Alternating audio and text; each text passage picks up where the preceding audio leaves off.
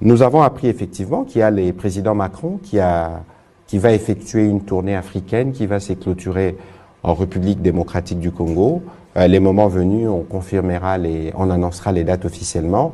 Mais je peux vous dire que ces équipes d'avance ont commencé déjà à venir à Kinshasa pour préparer la visite, qui est une visite qui aura, bien évidemment, du point de vue du président Macron, il vient à la rencontre du plus grand pays francophone pour voir comment renforcer la relation bilatérale entre les deux pays, mais pas seulement.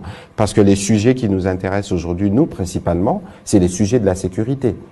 Aujourd'hui, il n'y a aucun hôte que nous pouvons recevoir ici sans que cet hôte ne montre en tout cas un sentiment d'abord de compassion parce que la situation humanitaire est difficile, mais aussi un sentiment de soutien de manière claire, comme l'a fait le pape François, autour de l'intégrité, du respect de l'intégrité, de l'indépendance et de la souveraineté de la République démocratique du Congo.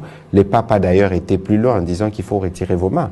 Et donc nous pensons que, parce que le président Macron s'est proposé de jouer les médiateurs entre la République démocratique du Congo et le Rwanda, cette question sécuritaire, évidemment, sera la question que les Congolais suivront les plus.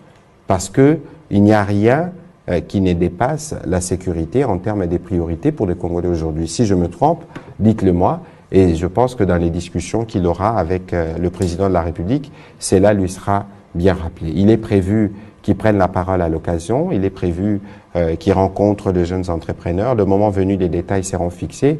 Et nous espérons que le président Macron sera clair et sans ambiguïté sur ce qui concerne la situation à l'est de la RDC.